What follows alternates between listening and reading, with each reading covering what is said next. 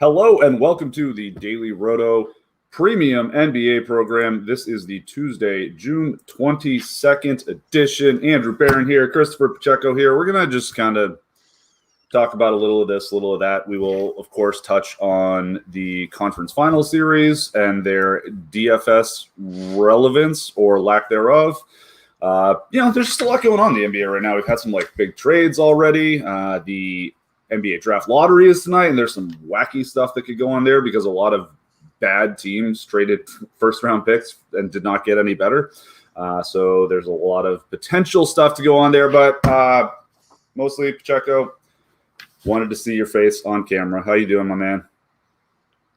I'm doing well. We have not really talked a good bit until last show.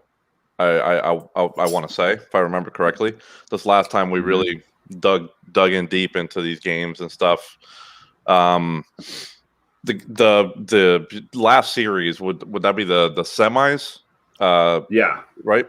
Those series were really great, really great. They were.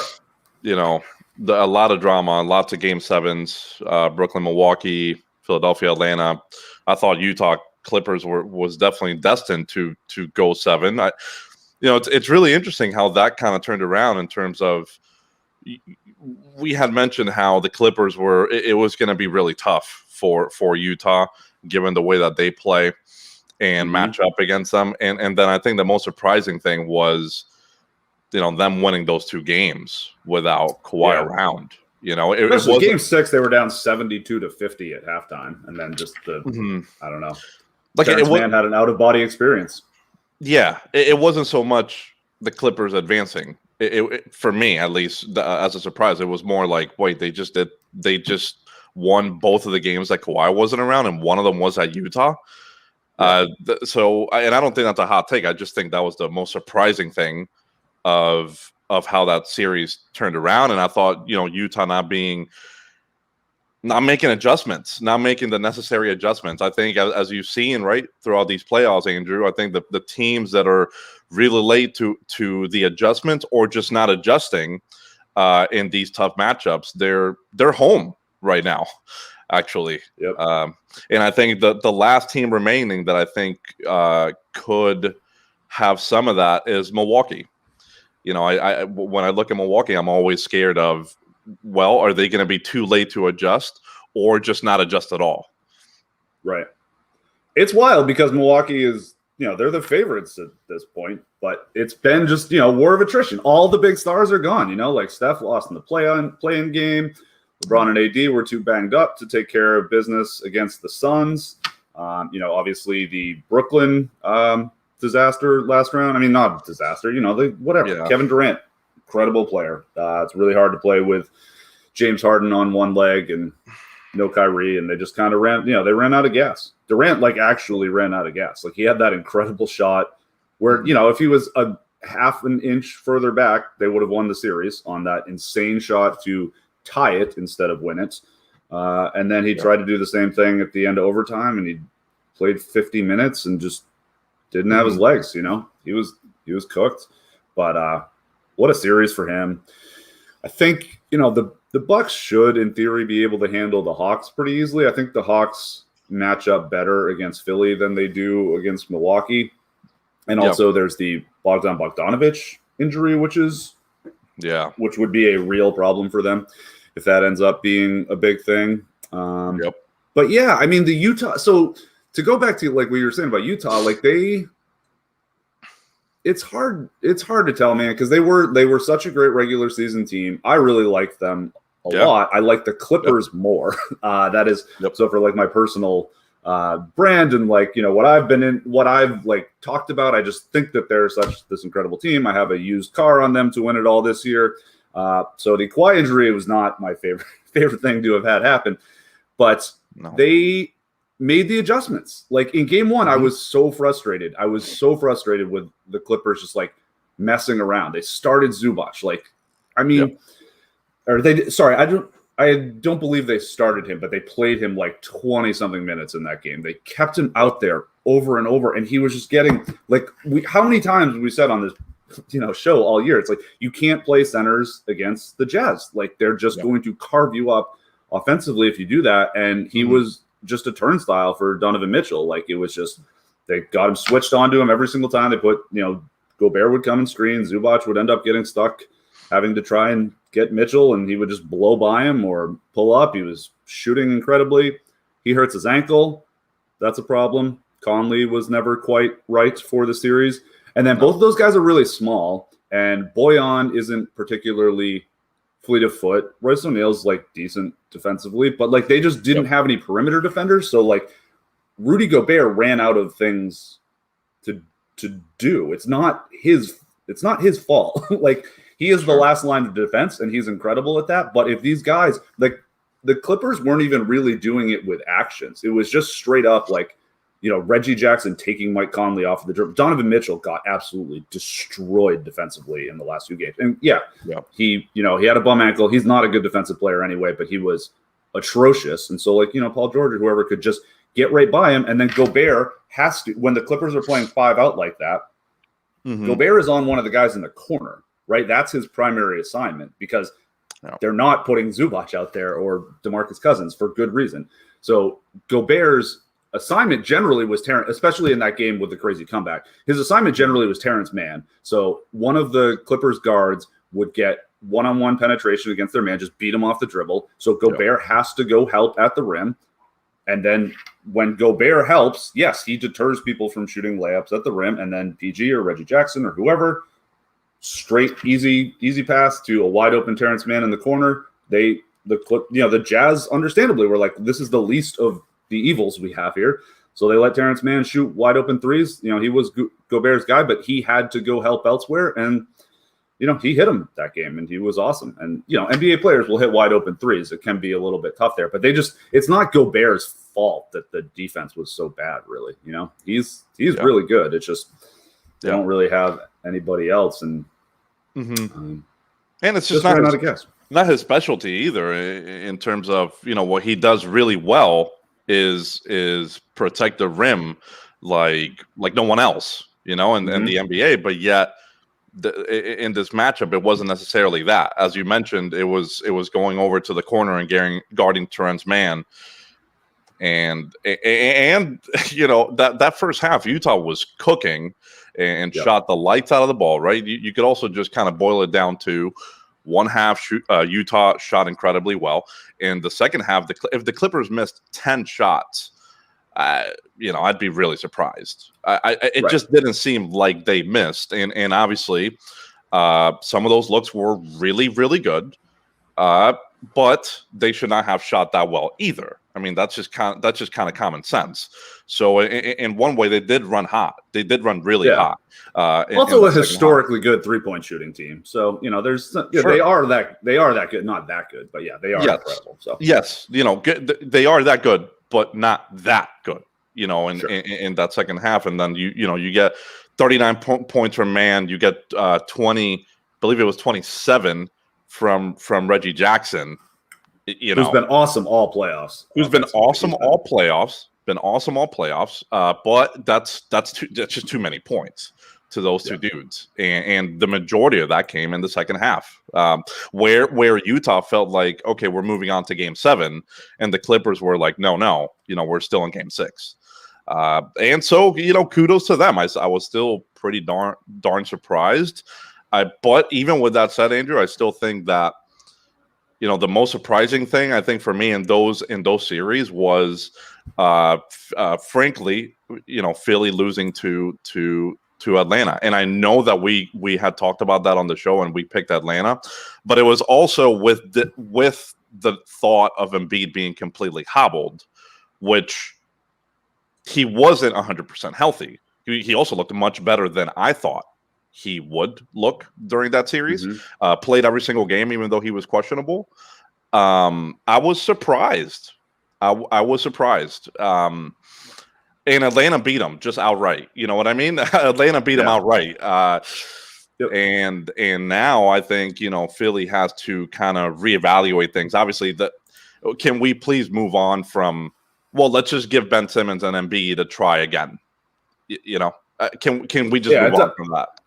It's just It not doesn't work. Simmons is a center offensively. Like that's what he needs to do. Like he can't play with a big man that hangs out down there. Like he's a good screener, good roll man, like that kind of stuff. Like you give him like a Giannis-y type offense to go with, you know, where like the center, where the big is a stretch. Like Simmons and like Miles Turner would be an incredible pairing on both ends, because like that works defensively, where Simmons is, you know, he's a good help defender and good, you know, rim protector, but he's not Draymond Green. He would be better with a true rim protecting center next to him, and so that he can kind of get in people's shorts on the perimeter. But offensively, that's incredible, because then Simmons can be the center. He can be enormous Bruce Brown. Sure. And you've got like Turner to kick out to. That's why Turner and Sabonis actually work together. I do not have a lot of respect for Domantas Sabonis's game. Not that it's really his fault. It's just what he doesn't really work in the modern NBA, but it does with Turner, because he can't play. You know, he needs to play center offensively and can't play center defensively. Like that, just sure. It's, not helpful. I mean, listen, man. I think Ben Simmons is the things that Ben Simmons does well. I really like. You know, right? You have to be high on the things that he does really well. Here's the thing, you know, with Ben Simmons in terms of what you're saying, he should get way more run as a small ball 5, even though he's 6'11". I mean, he's nearly 7 foot tall. Right. You know, everyone wants him to score more. I want him to score more. Because I look at his size and I'm like, man, if you were just more aggressive going to the rim, everyone wants him to develop a jump shot. I'm just saying, you know, can you just drive to the rim more? Because you'll easily average, you know, 20 points a game doing that at his height, at least in my opinion.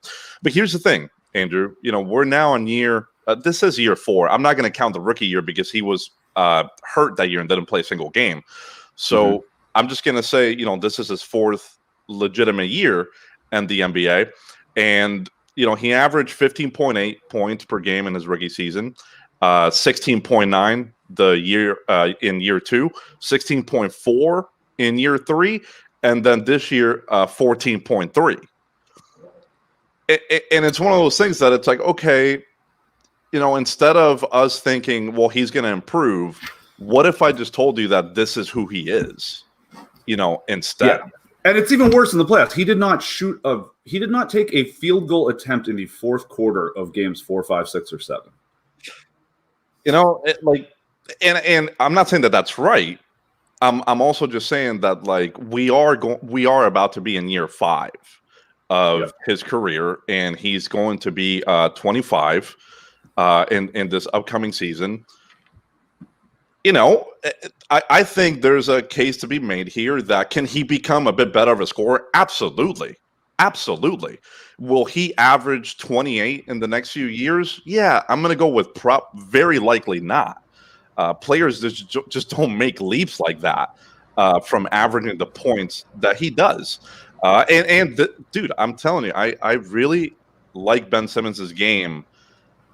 And I think in another team, you know, that doesn't need him as much, especially scoring wise, I think he could flourish. But you know, the expectations I think have to be lowered. No, wouldn't that be the case at this point in terms of him scoring the ball?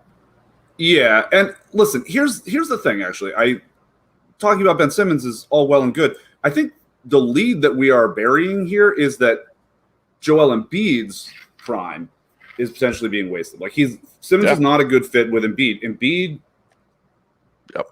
he can work because he is capable of just getting the ball at the elbow. You know, he's got the face-up game this year. His mid-range shooting greatly improved, so that made him.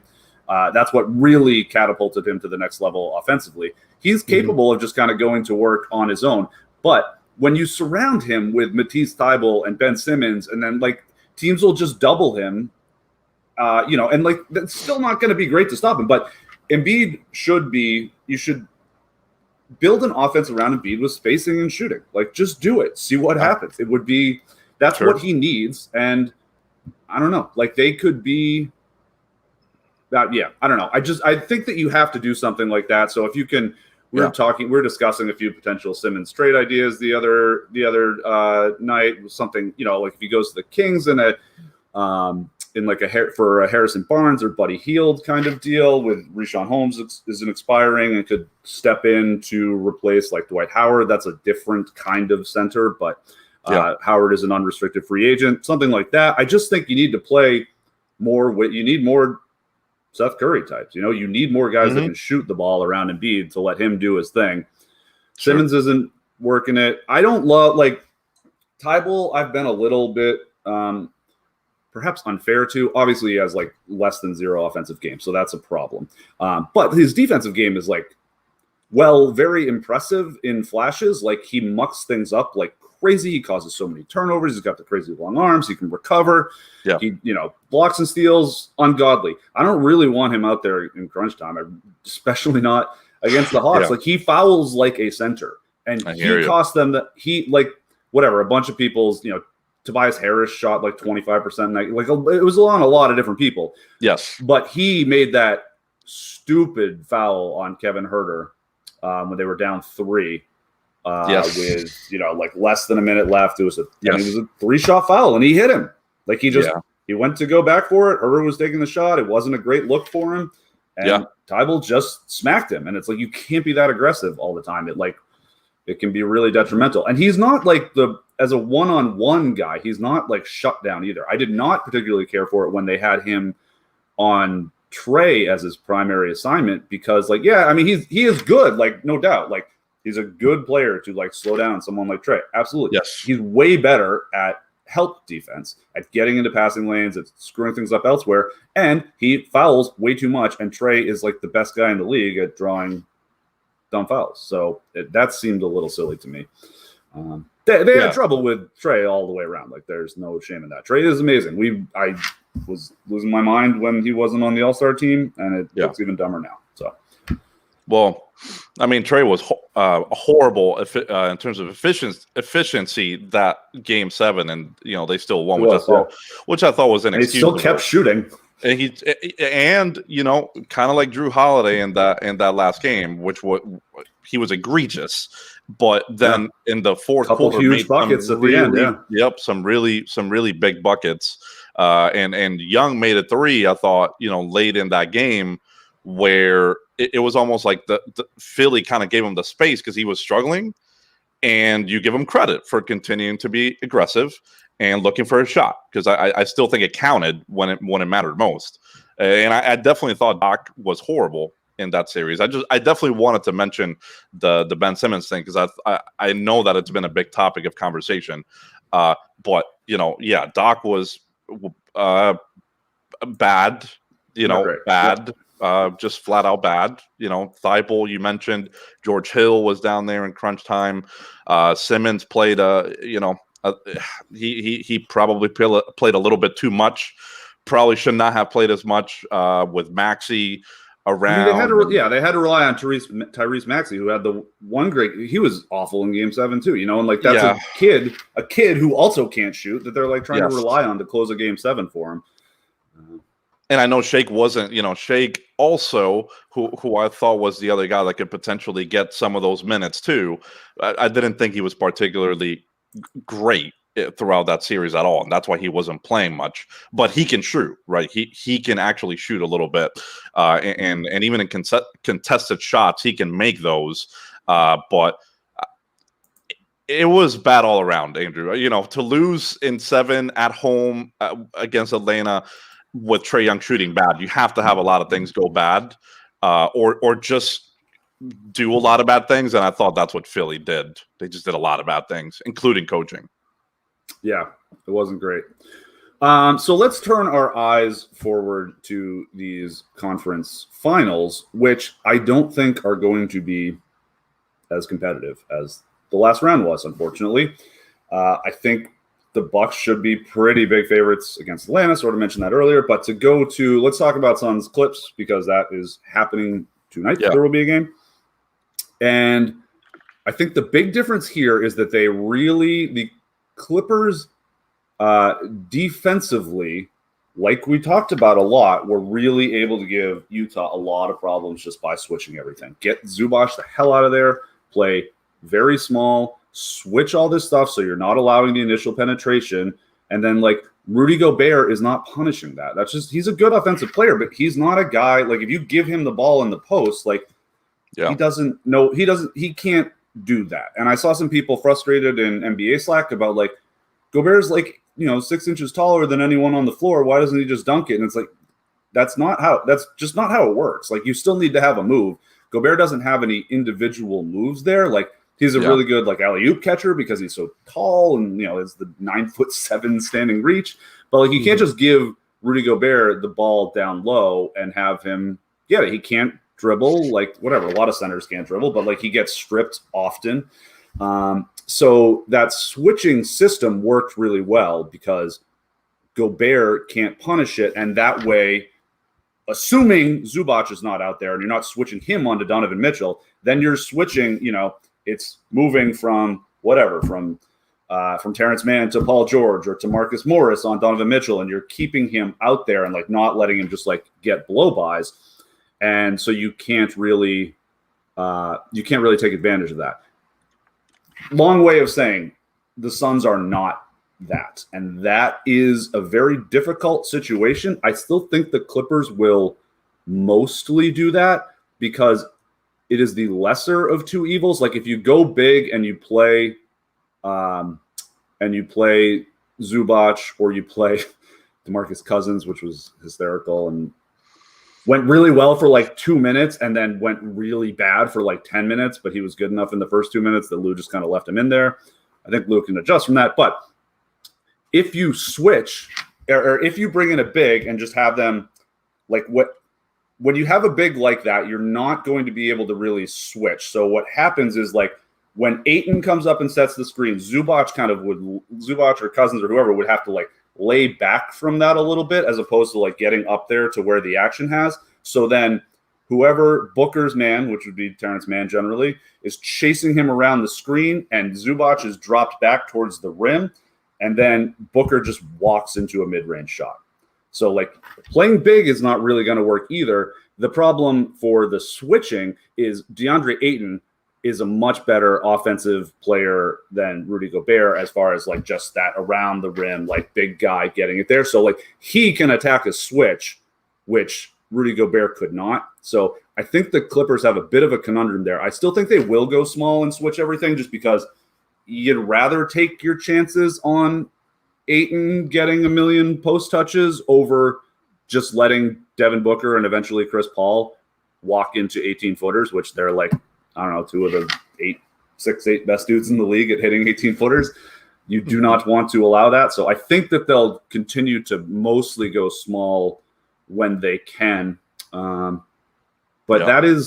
It's going to be tough. Like, Phoenix is just a much more dynamic offense. We've talked about that a lot this year. They're varied. They have a lot of different things that they can do well because they have a lot of different personnel. They've got the traditional center, they've got the amazing point guard, they've got the incredible scoring wing, and then they've got a bunch of like, big, decent defending, decent 3-point shooters on the wings. That's tough to defend. It's very tough to defend. Yeah, completely different than Utah, even though, obviously Utah was incredible in the regular season. It's just like, that in the playoffs it's a different story, right? You don't play Houston anymore. You don't play OKC. You don't play these banged up teams.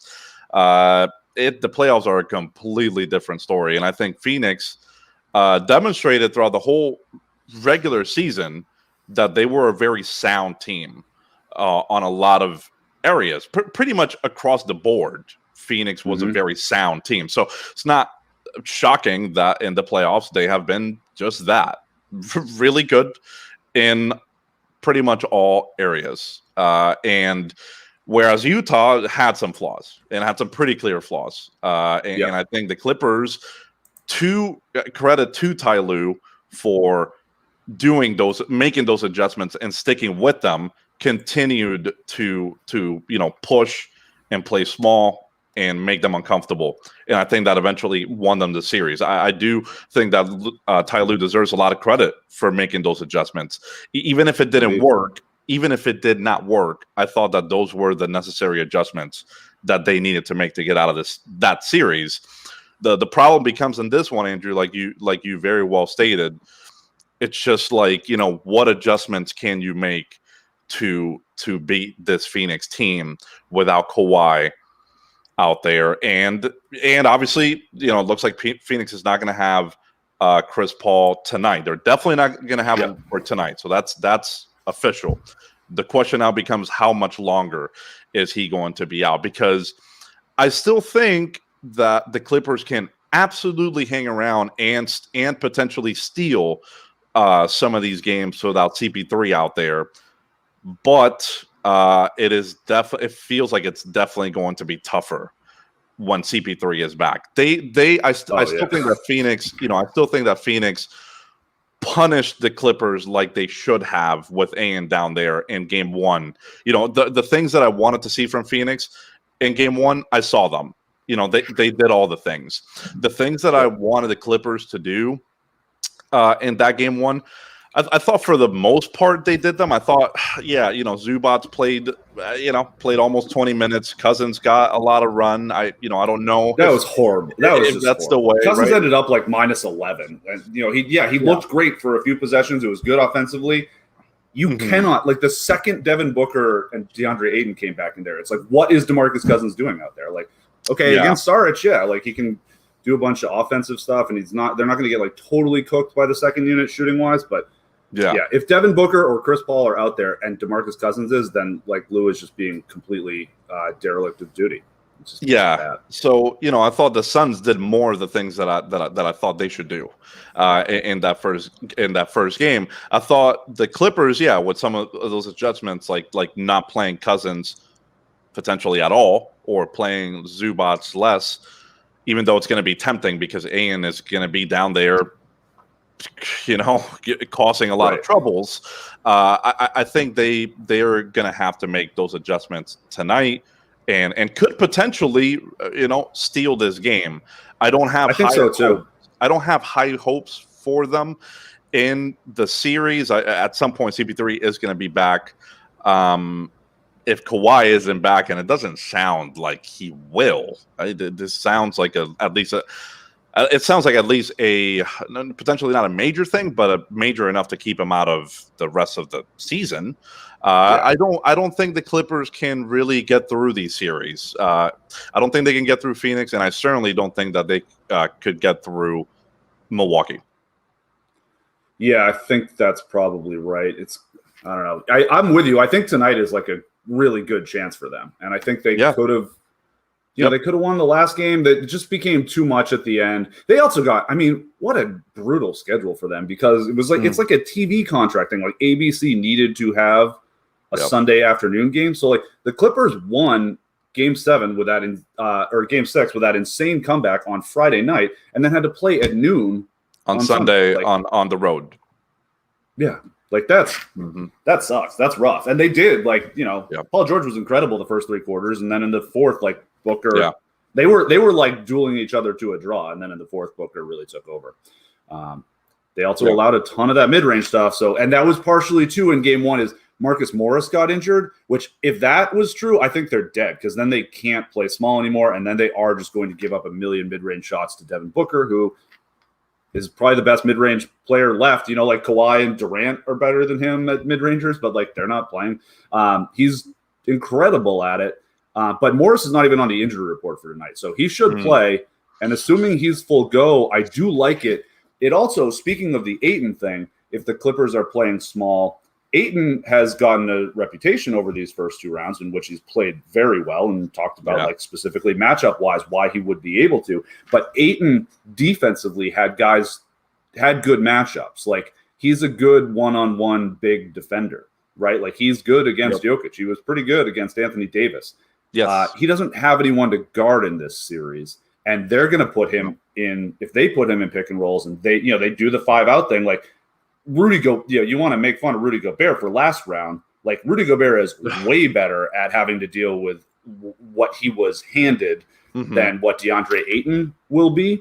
DeAndre Ayton is not a good pick and roll defender. He's not a good defender in space. He's a good big defender. Like he's one of the number one guys you'd want to defend a Joel Embiid, but he's not a guy you want against a especially the full strength Clippers offense, I think he'd be in a lot of trouble. Phoenix has better like initial penetration wing defenders, so like they're not going to just blow by Jay Crowder and Miles Bridges as much as they will with as they could with Donovan Mitchell and company.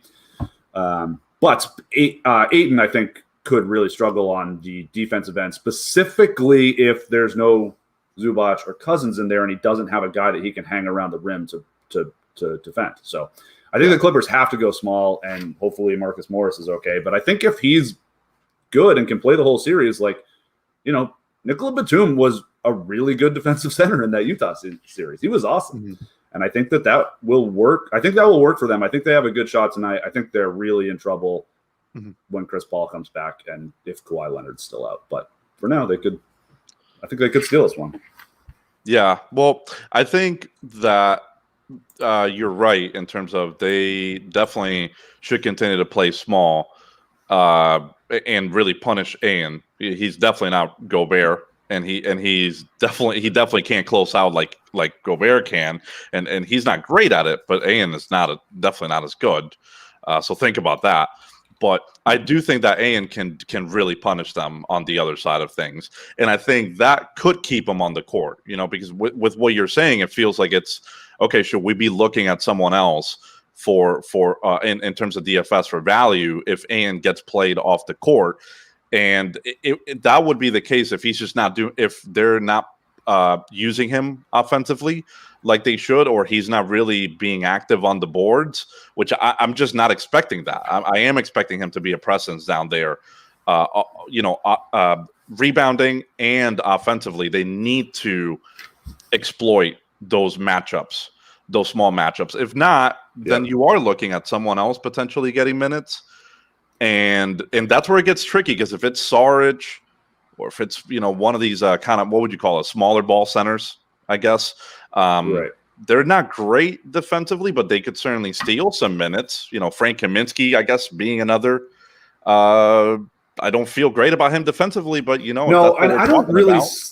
Yeah, I hear what you're saying. I don't really see that as a viable outcome, though. I think it's more like if Ayton plays, then it's just like turn up the juice offensively for both teams. Like DFS wise, I don't really see him like getting played off the floor, right? Because yes, Saric, I guess, can switch a little, but I mean, I don't see them really being any better defensively in that situation. And if Saric is out there, then they'll put in Zubac. Zubac should be playing when Saric is out there. But I think on the other side, with the Clippers smalls, like with the Clippers playing small, Ayton does have a good matchup in a way that Rudy Gobert did not. Yes. And Gobert did he was good on the offensive boards too. And Ayton should be good on the offensive boards. Like Utah killed the Clips on the boards. They had like 40% offensive rebounding in one of those games. But Gobert's like only move that he can make on his own is tip in. Like Ayton can get it and score. And he's also going to be able to get some offensive rebounds on misses. So I think Ayton will play a lot regardless. It just may be like, okay, well, the Suns are scoring more and the Clippers are scoring more, which is, hey, that's cool for DFS. Yeah, I think that's a more likely outcome than him losing minutes to some of these other dudes. Yeah. And I definitely think that in order for the Clippers to make it a longer series, they certainly need to win tonight. They lose tonight, and CP3 looms. This could certainly be a short series once again. They need to steal this one is my initial instinct. And given the first game and how close it was without CP3 out there and the lack of adjustments on the Clippers part, you do have hope that this one stays close tonight and they could steal this one. Yeah, totally. I'm going on Thursday. Sweet. Convince my friends to buy. I was like, I can't do Saturday, and then I'm not feeling particularly sanguine about a game 6 here. So like, let's get tickets for Thursday. So I'm going. I haven't been to a basketball game in a couple of years, so I'm excited to do that. I don't think my rotational thing for tonight. I don't think Patrick Beverley is going to play much. He doesn't have anything to do without Chris Paul. When Chris Paul comes in, I think Beverley goes back into the rotation. But it's basically what you're having him now for is like, whatever, yeah, he can do a good job on campaign, but Booker presents the Luka problem for him, where he's just so much bigger than Beverly is that he can't really do anything against him. Beverly was quite useful against small guys like Donovan Mitchell and then eventually Mike Conley, and he will be useful against Chris Paul. But without Paul, I think I gave Patrick Beverly like 16 or 18 minutes or something like that, and I think the industry is higher than that. I don't love his chances to play much now. I don't think he has a role to play. So assuming Lou sees that, which he should, I don't think he plays much because remember he didn't play for the last 3-4 games of the Maverick series because he was just getting destroyed by Luka. And Booker is the same kind of idea. Booker's way bigger than people think. He's a very tall guy, and like he can just get his shot up over anyone. It's kind of like Carmelo was back in the day, where it was like part of why he was so good offensively was just that he was bigger and stronger than most people, and so he could just put his head down, get to a spot, pull up, and if Patrick Beverly's in his face, that dude's like you can see right through him. Those are some tough minutes for the Clippers. I thought when Booker was taking him on one-on-one, that doesn't end well, didn't end well. I guess the counter to that would be, okay, so you potentially expect Patrick Beverly to take a step back on the minutes. He played, I want to say he played like 15-ish. Yeah, he played 15 in that first game, whereas Rondo played 22 minutes. Yeah. And he did just like he played better than Beverly. Would you say then would you make this statement in terms of, okay, if no Beverly, then Rondo, or who? So I guess my question would be to you, who are the minutes going to? Because there's not much else that they have there. Could it go to Luke Kennard? It could. So here's kind of what happened last game, right? So there was a lot of Rondo. We got a lot of DeMarcus Cousins. And I think that those, Kennard got a little bit of run. I think he could get more. I don't know. It's more that's what happened last time was that they were also down Marcus Morris, who didn't play in the second half. Yes. So they needed just another person out there. And then I think part of it was, this is 2 series in a row now that in game 1, after a very long series without any rest in between, that Ty Lue went to playing some guys that hadn't been in the rotation in game 1, and then you didn't see him again. I think there's some can we squeeze a few minutes out of DeMarcus Cousins? I don't hate the idea of what he was doing there. And the problem was that he had 2 really good minutes, and then they kept him out there when he shouldn't have been. And he stunk up the joint. But he was just like, can I steal some minutes with this guy? They had a minute there where the lineup was like Rondo and Beverly and Zubac were all out there together. And it's like, how are you going to score, man? That's just stupid. So they'll figure it out. But I think Rondo, probably ends up playing a fair amount. I could see Kennard playing a little bit more, but also I could see, them just playing all the starters like full minutes. And they got, Reggie Jackson played a ton last game, but I think Terrence Mann did not. Is that right? He played 27, and whereas we were projecting like 30 on the dot. So we were very close, I would say, even though we missed by a few. But also Marcus Morris, right? He was hurt and did not return, which that factored into a lot of those minutes for multiple guys. Wasn't just one. Right. No, I think what you need 38 minutes from Mann and Morris, really. Yeah. That's what they need. Whether or not they do that, I'm not sure. Morris not on the injury report, but is he hurt? Probably a little bit. Mann probably got he had a career night where he played 1 million minutes and doubled his career high in scoring and was probably exhausted. And so some of it was probably getting a little bit of time off there. I don't think Mann is going to be able to have the offensive impact.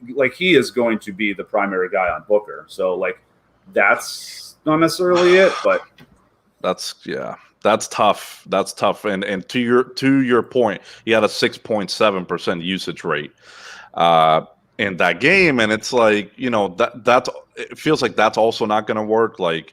if Ayen's going to be out there in these smaller matchups, these corner dudes, like they did in that Utah series, are going to have to come alive and shoot well, right? Yeah, and Mann isn't like really known for that. What he's best at No. offensively is he's a finisher, and so he's got a tougher series. I mean, well, I guess Rudy's obviously very good, but like, I don't know. I don't think like will he get wide open corner threes? I suppose so. Can he hit a bunch of them at some point? Yeah, but like, let's not forget that like, 10 points has been pretty good for him this season. So we're not going to expect the craziness, but they need him, and they really need him defensively.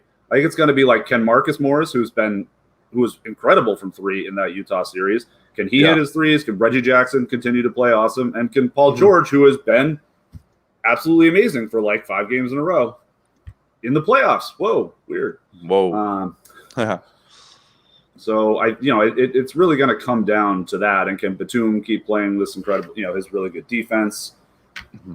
I think so. It's a little bit of a trickier situation to take on Ayton in the post than it is Rudy Gobert. You just don't have to take on Rudy Gobert in the post. So yeah, we'll see, man. This definitely feels like a good Marcus Morris type, because Marcus Morris is a corner dude and will take a bunch of them.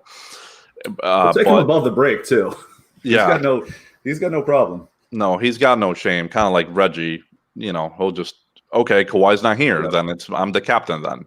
Exactly. But then, he got hurt, and now I'm just, I'm kind of wondering if that's going to play into it, like kind of like Bogdanovic. I definitely did not think like he was playing like himself, and you could tell it hurt his efficiency in those games. It just did. Whether it actually impacted his shot or it was just more of a mental thing, you could tell that it was bothering him. He was kind of hobbling after doing the offensive set. He was kind of hobbling back on defense and a little bit like dragging that leg.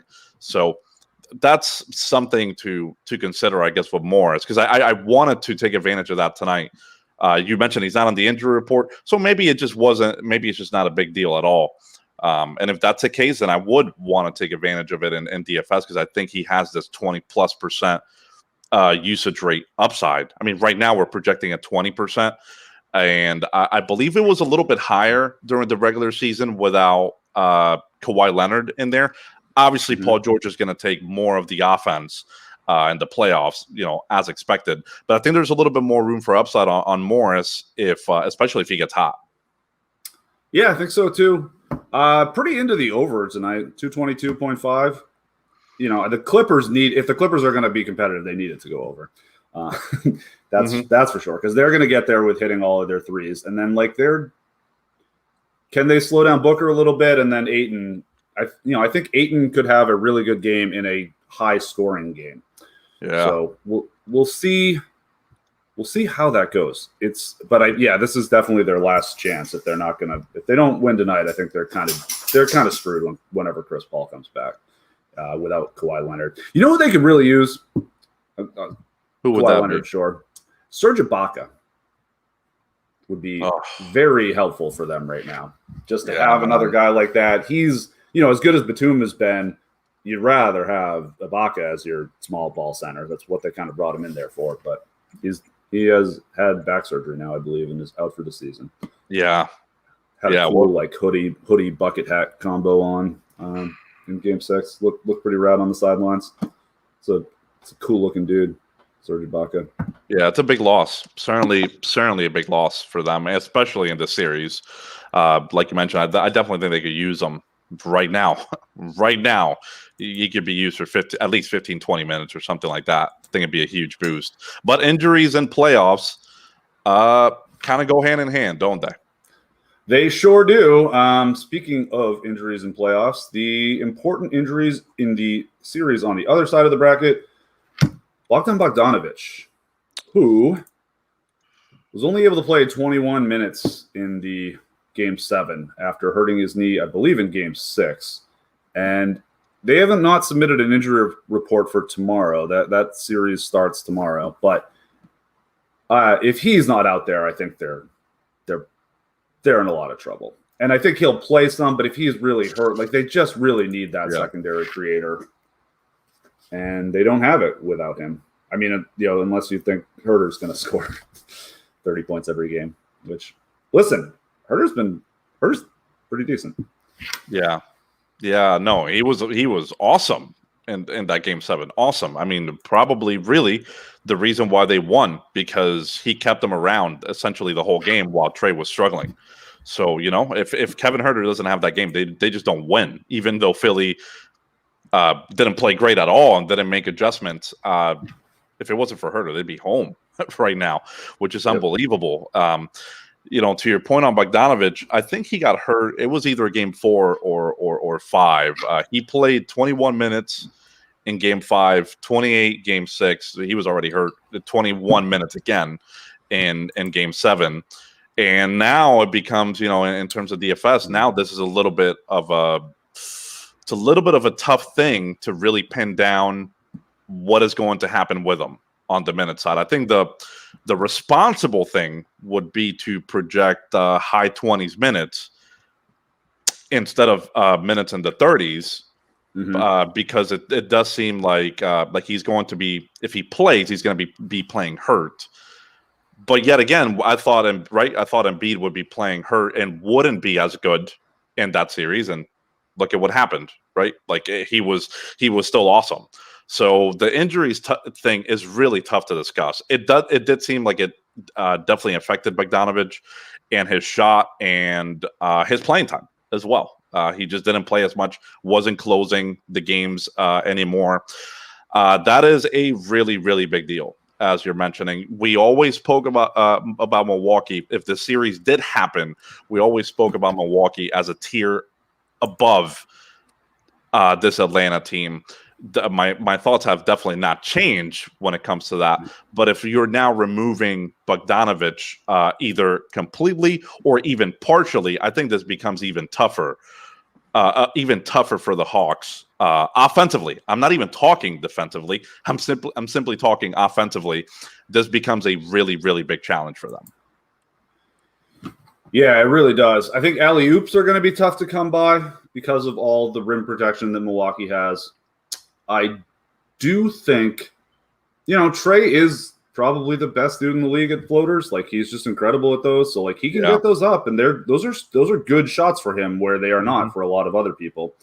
So I think he could have a good series still. Milwaukee's not switching everything, so he's still mostly getting to work against a drop, and he can work into the mid-range. He can, so then the guy that was initially guarding him before the screen that, is coming around the screen and now is behind him, and Trey has a head of steam, and that is when you are playing into Trey's hands, because if you are coming around the screen and you're behind him, he will stop on a dime, pretend to shoot, and you've committed a foul. So he's very good at drawing that. I think he'll be pretty good offensively. It's more the other side of the ball. Like, I think that they are going to be pretty cooked defending Milwaukee. I just don't really know how you can do it with these guys. Like Capella, he will probably not guard Brook Lopez. He will probably have someone as his primary assignment that you can cheat off of a little more. And I just, whether that's it's probably Connaughton, so that he can be there to help a little bit. And oh man, it's just like John Collins was actually really good in the last series defensively. He did a really good job on Tobias Harris. I've kind of ragged on his defense before because it's just like what he is. He's kind of a tweener. He's not quick enough to guard guys on the perimeter really, and he's not, strong enough to guard anyone big. Like he's going to get Claxtoned against Giannis. He's just too thin. And Blake Griffin, listen, the biggest surprise for me of the entire last round, I will say, was Blake Griffin. Like, he was very good defensively against Giannis. Giannis was just a little scared to go at him, and he just backed off of him so far that he could just use his strength. So Giannis couldn't really get the head of steam going into him, or if he did, he was just kind of meeting him at the rim. He was like standing right on the edge of the charge circle, Blake was. And so, like, if Giannis got it, at the elbow and, like, went to drive in, then Blake is just standing there, and he can't just, like, push him out of the way or he's committing a foul. So he'd stop and do those stupid those stupid like turnaround jumpers, which were not a great shot for him. You know, Collins isn't stopping that. Honestly, the one guy who could do that, who could show out and have the Blake Griffin series here, is Danilo, who is sort of similarly calcified. Like he can't really move left to right, but he's big and strong. Danilo was actually okay against Embiid last series in the few possessions he had him. So maybe they try to do some of that. I just think the Milwaukee offense is really going to have a field day here. They're going to put Trey in a lot of pick and roll. Like I think maybe PJ Tucker doesn't play so much. We'll see, because that's like you dance with who you came with or whatever. Like that's what they were doing all last round, was starting PJ Tucker.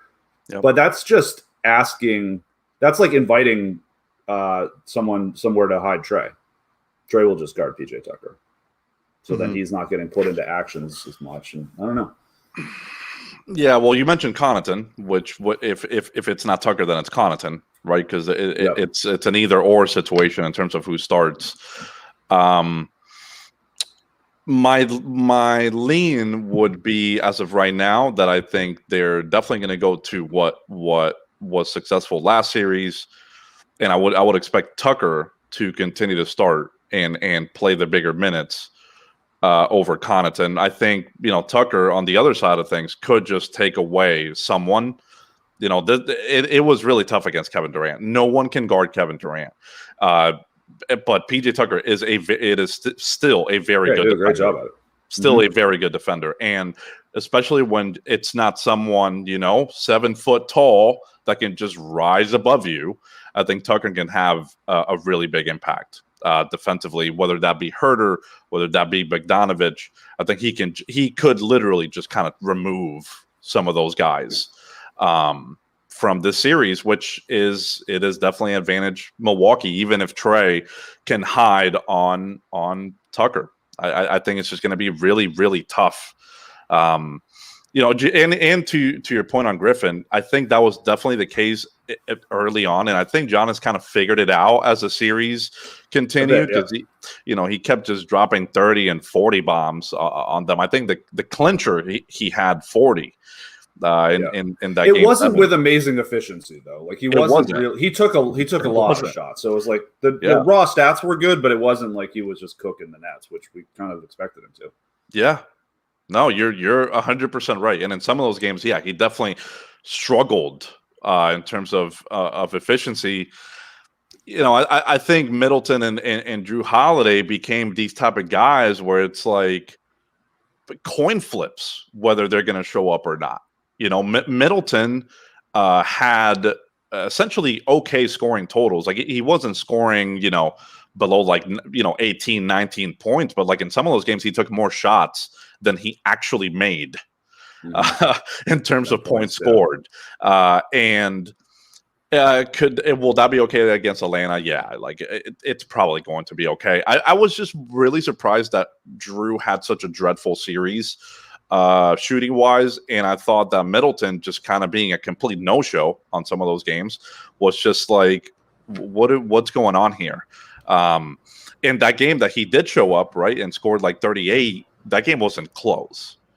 That game wasn't close because Giannis is going to do his thing. Drew just doesn't have to do as much at that point. And with all that said, I just don't think that's going to be as relevant in this series. I think this is a completely different matchup. I definitely think that Milwaukee will have kind of whatever they want. Whereas in that Brooklyn series, I really thought that's what was going to happen. And they really couldn't take advantage of a lot of those things, right? The Drew shots, I thought a lot of them were really good. The Middleton, for the most part, had a lot of good looks in that series and just couldn't convert. And I thought that was going to cost them the series, and it didn't. Against Atlanta, I don't think, right? I mean, they're just not in that ballpark. This shouldn't really be a close series. If it is, I'd expect Trey to have a monstrous series. He can't have a game 7 against Philly type where he just goes cold. He's gonna have to have big games. The games that they win, I would expect Trey to be a huge factor in them. Yeah. They're not going to get away with it like they did against Philadelphia in Game 7. I agree. And the more I think about it, actually, they're going to – I would like to have Capella sort of try to, wall off the paint and be a help guy. Like that's what you would want out of him. He's going to have to guard Giannis. There's just like, that's going to have to be his primary assignment, I think. And that's maybe not great for him, but he can keep up with him. Like he's not, Capella is not a particularly strong guy, but he is fast. So I don't know. That'll be interesting to see. Trey would be hidden on PJ Tucker most likely. So then you've got like, I don't know, Collins on Lopez. I think Collins could actually do a pretty good job guarding Middleton if they went that route, because Middleton is not super shifty and he's not super athletic. Like he's not beating you with a quick first step, and that's where Collins can kind of get into trouble. So Middleton's just like a tough shot maker, and he makes a lot of shots without getting a ton of separation. And Collins is like long enough to just like stay with him and get in his face, and he's not going to get blown by really. So that actually, I don't know. I'd be interested to see if they try it. They probably will start with Herter or Bogdanovich on him, but I think Collins could do a credible job.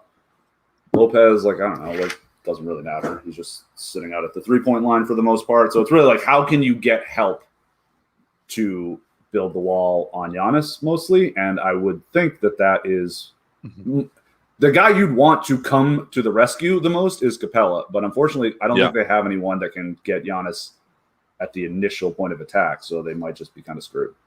Yeah.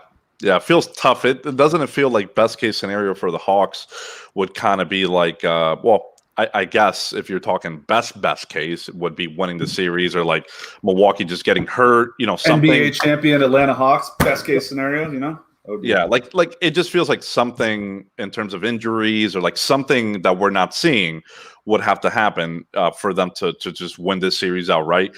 But when I looked at it, I thought, can they win a game or two against this Milwaukee team? Yeah, I think so. I think so. For as much as Milwaukee is, you could disagree if you'd like, but as much as Milwaukee is probably the best team remaining out of these four, and you could argue it might not even be that close, they also have their things, especially coaching-wise, that just don't go in their favor. And it makes me hesitant to put all my chips in.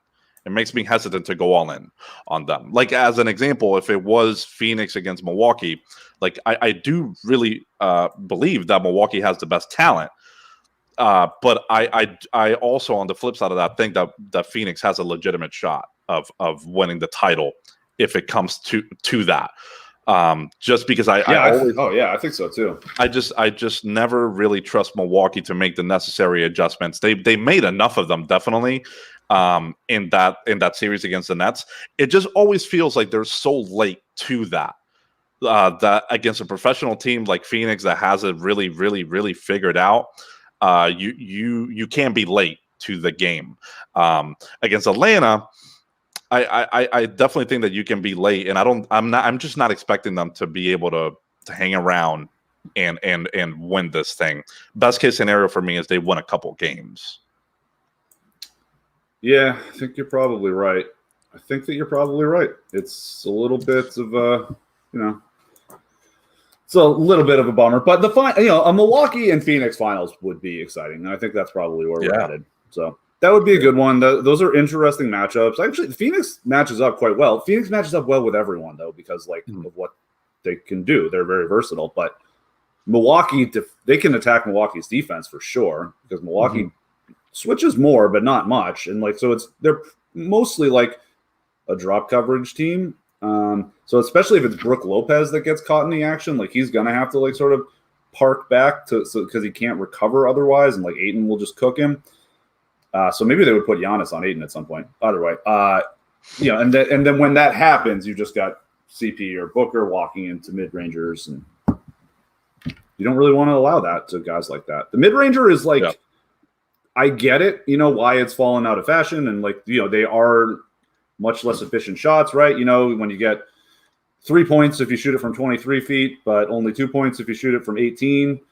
I get that, but there are certain guys, it's Kawhi Leonard, Chris Paul, Devin Booker, Kevin Durant. There are guys that are just incredible at Bradley Beal. That are incredible at those shots to the point that it's really good offense to be taking those. And they're a shot that you need to have in the bag for a real team anyway. Yes, of course. Is it better to get dunks and threes? Always. But sometimes you can't get dunks and threes when you run into real defenses. So.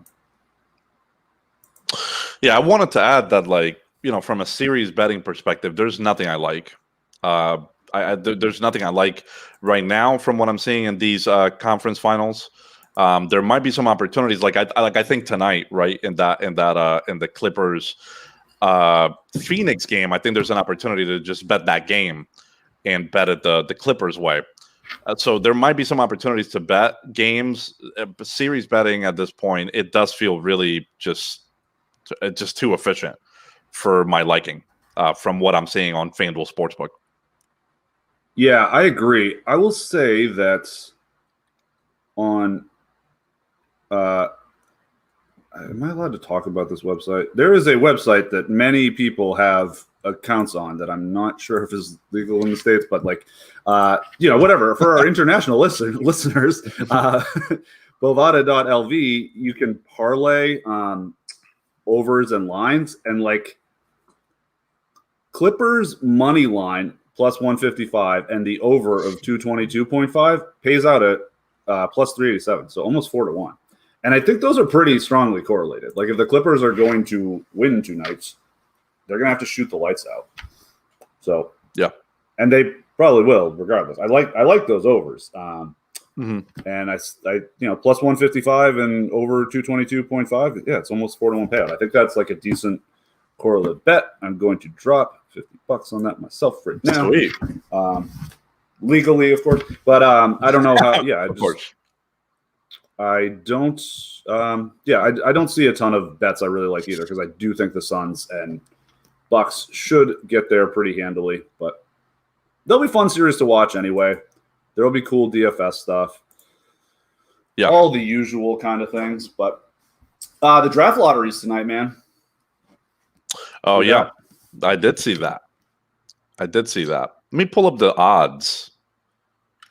Yeah. There's some weird ones because the Rockets got rid of a first-round pick to OKC that is protected in the will you take Chris Paul's contracts deal. So that's hilarious because Chris Paul is now about to make it to the NBA Finals, most likely, but he was a first-round pick was attached to get rid of his contract last year, and then the Rockets were the worst team this year. I believe it is top 4 protected. So that is unlikely to convey because I think the Rockets have the best lottery odds, if I am not mistaken. But there is a scenario where they could lose it. There is a scenario where Minnesota is top 3 protected because they attached this pick in the Wiggins for D'Angelo Russell deal, thinking that they would be good with D'Angelo Russell. Incorrect. And that, should it happen to be 4th or 5th or 6th, 4th or worse, then it will go to Golden State, and I believe it becomes unprotected next year if it doesn't convey. And I don't know if Minnesota is going to be that great next year either. And then the Bulls, who stink and thought getting Nikola Vucevic was going to make them not stink. Incorrect. They can lose their pick to Orlando. I forget what the protection is on that, but it's not pretty. Yeah. So there's some actual drama here tonight, which is kind of fun. I think Chicago. It's from what I'm reading here is if Chicago's pick does not move up to the top 4, it gets conveyed to Orlando. Right, and they're what? They're only 7th or 8th, so they're pretty unlikely to drop. Yes, to get that high. They're 8. They're 8. Have a chance at a number 1 pick of 4.5% and a top 4 of 20.2%. So they probably are losing their pick tonight. Yeah, looks like the odds on that, would be for them 30%. To lose it. Obviously this has changed throughout the years, right? Because the tanking got rewarded a bit more certainly than it is now in terms of the odds. As an example, Houston just has a 14% chance of picking number 1. They do have they have an over 50% chance of picking in the top 4, which is still great and all, especially in a draft that from all the things that I'm hearing is going to be pretty deep, especially early. But it's right. It's not like you have a 25% or more chance of getting the number one pick, which I like. I am for that. Tanking should not be rewarded. Right. Okay, so check out this hilarious scenario for the Rockets, right? So it's a pick swap. So the Rockets sent Chris Paul and future first round picks in 24 and 26. Holy shit, man. So they got Russell Westbrook they traded Chris Paul for Russell Westbrook and attached a first round pick in 2024, a first round pick in 2026, and a couple of pick swaps, including tonight. Okay. So the 2021 pick swap is top 4 protected. Now, the Rockets were the worst team, so they are going to pick the worst they can pick is 5. So they have a 52.1% chance of landing a top 4 pick. Yeah. Which means they have a 47.9% chance of being the number 5 pick, which would go to the Thunder. And then because the Thunder would pick swap with them. The Thunder's 18th pick would go to Houston, and Houston's number 5 pick would go to. So Houston has a crazy sweat, 52% of being top 4, and then 48% of moving from top 4, which supposedly there's like 5 incredible prospects in this draft. So a coin flip to get one of them or have the 18th pick tonight. Or I mean not tonight, but like that's so sad. That is really, really sad. Just because of the seat. I mean, my God, if there's ever anyone that understands how these teams go throughout the regular season, it's definitely you and I. I mean, Houston just, oh my goodness, that was just such a, it was such a disaster to project, realistically. It's fun to project the disasters for me, but even for you doing the shows, you have to be plugged in. So you were definitely in tune to what was happening to them all season. OKC, some of these teams, it wasn't that they were tanking, it's that they were just like outright going after it in the first half of the season. You know what I mean? Like this used to be we're now in the last few weeks of the NBA season, let's try to be really bad. It's like teams are just going outright after it. And the second month of the season, it really is mind blowing. It's something that, for me, it gets pretty easy to project at some point. So it's funny because I remember Keith talking about Detroit to me in some of these nights, and it's like, hey man, here's what's kind of happening. I'm like, hey, yeah, dude, listen, like I know, what's happening, and he's like, well, it's just you must feel pretty crappy to have to project these teams every single night. And it's like, well, not really. At one point you kind of just see what they're doing. Yeah. You just get so used to it, and it becomes pretty easy to project a lot of these tanking teams at some point. The problem is that OKC was doing the old, well, we're just not going to play guys randomly. Right, Kenrich Williams, some of these vets, they just wouldn't play them, and we would project them in. So that situation is definitely a bit tougher. But like Detroit was showing you the cards essentially every night in terms of, okay, we're going to rest 8 guys, and the other 8 are going to play or whatever. Yeah. And then the next game would be something completely different, right? Yep. And I will say projecting.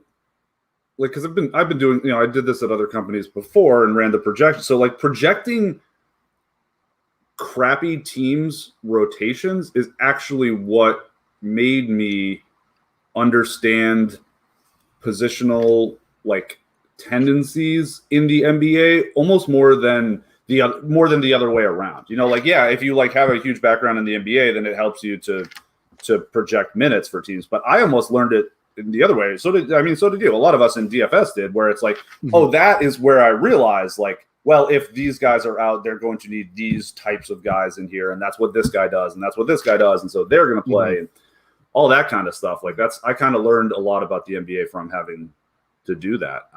Sure. Yeah, it's a weird one. The Wolves have the sixth worst lottery odds. Sorry, no, you're completely fine. It's just like, looking at these odds, right? Looking at the odds of these teams, the Wolves, even though the Wolves, especially down the stretch, you remember they were cooking offensively. Yeah, man. They were fun. This was a fun DFS Anthony team. Edwards was a stud, top, yeah, like number one prospect in the league. Anthony Edwards, man, he was killing it. Yeah, well, and I hope next year, like, that's kind of a picture of next year where they're just probably not going to be good record wise, but like they might be really, really fun for DFS again. Oh yeah. And that's fun. That's always fun to project and fun to be around and fun to watch the games. But Minnesota was winning a lot of games there down the stretch. Yeah, because Karl Anthony Towns is like the quietest top 15 player we have. Like he's awesome. Yeah. He's very much in the Jokic vein, where it's like he's so good offensively, but like being bad defensively as a center is like a real ceiling capper on your team. Mm-hmm. But like, yeah, they should be. Karl Anthony Towns is a good floor raiser. They could be a decent team next year. They're going to be a train wreck defensively, and yeah, there's going to be a lot of 235 totals. Great, let's do it. It's fun. Yeah, it's still at least fun for us to talk about it. I thought Minnesota winning a lot of those games, yeah, it's definitely gonna impact their situation in the draft. I didn't think it was particularly the right thing to do. But then you look at, Houston, which was a train wreck for really the majority of the season. Detroit, especially a train wreck in the second half of the season, especially when Blake was gone, and they were really, really bad. Orlando's number 3. They became unrecognizable after all of their trades. You just couldn't recognize what was going on. Then they lost Chuma, and then they lost Chuma.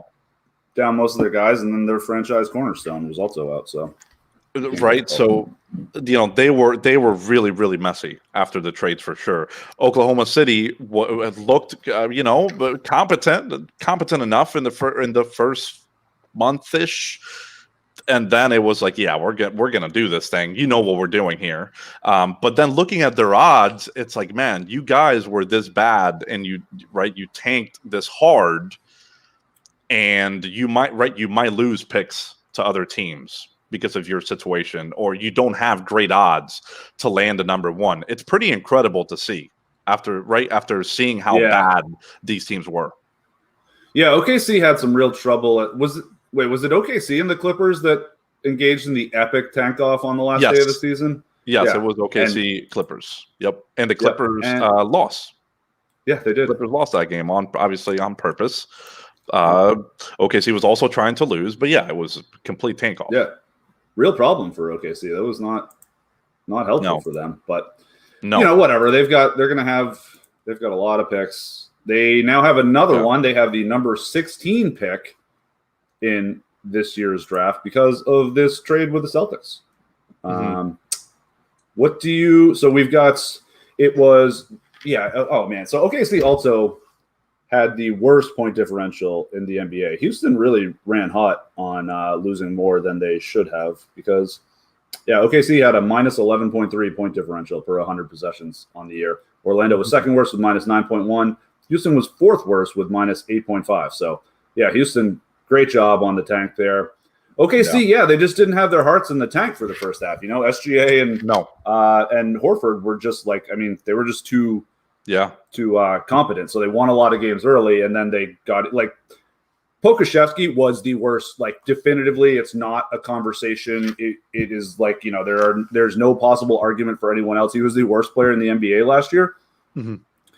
Guy's got potential. He's got a lot of cool stuff. He does cool shit.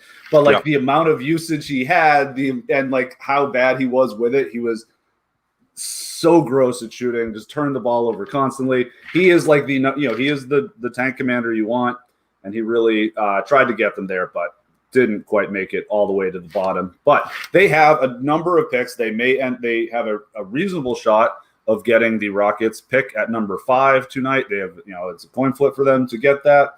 And then they have the second or third worst odds, I think third. Mm-hmm.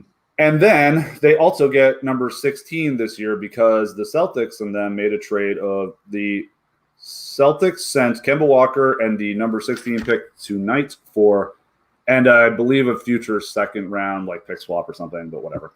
And the Thunder sent back Al Horford and Moses Brown. So I think that's interesting. It's largely like salary cutting for Boston. You know, Kemba has one more year on his contract than Horford does, and it's much more expensive. Moses Brown was just like a throw in.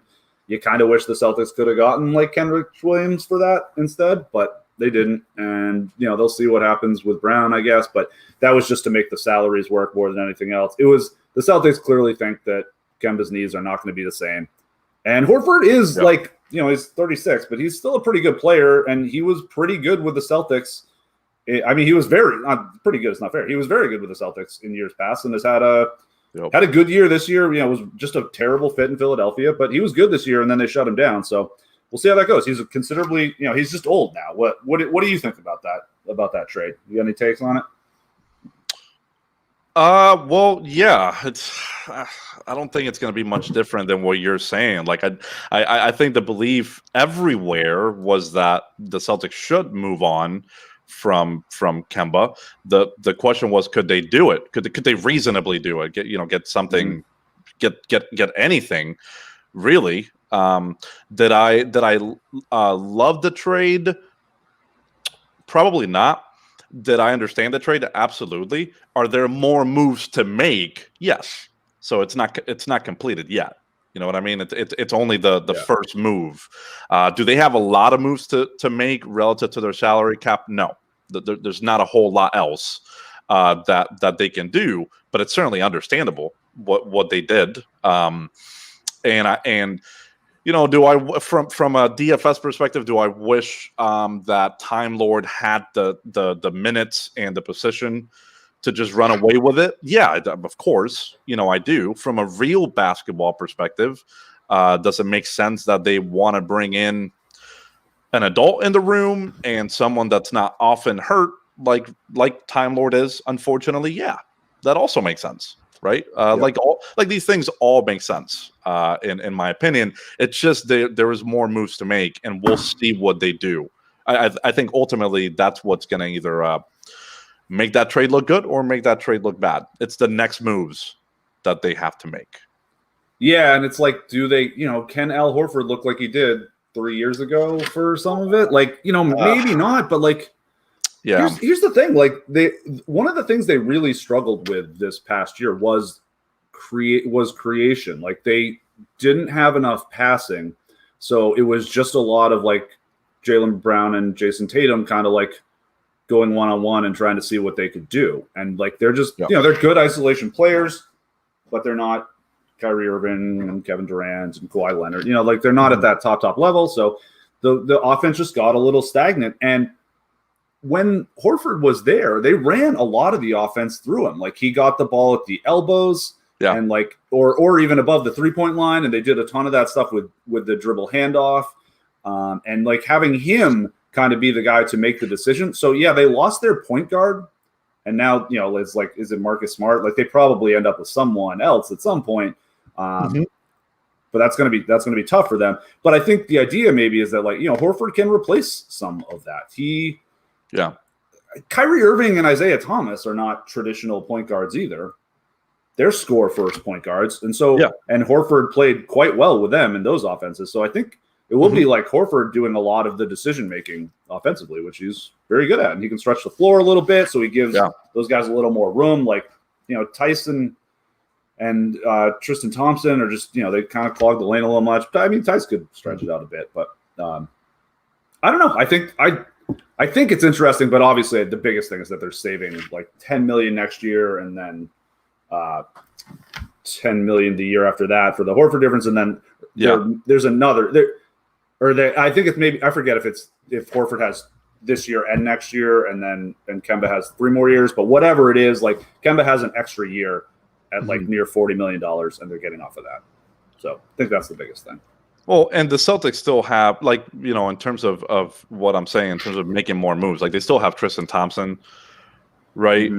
Like they're going to have to make more moves because they can't just keep like these four centers or however many they have on the roster. That also just makes no sense. They could cut Moses Brown. Like you invite him to camp. Like he was just to make the salaries match. I think whatever. He had a couple good games and maybe could work as a backup center, but I don't know that you really care about him. Coffin's Taco though. Yeah, but also like I don't. If Horford is going to be around, I don't understand why Tristan would be around.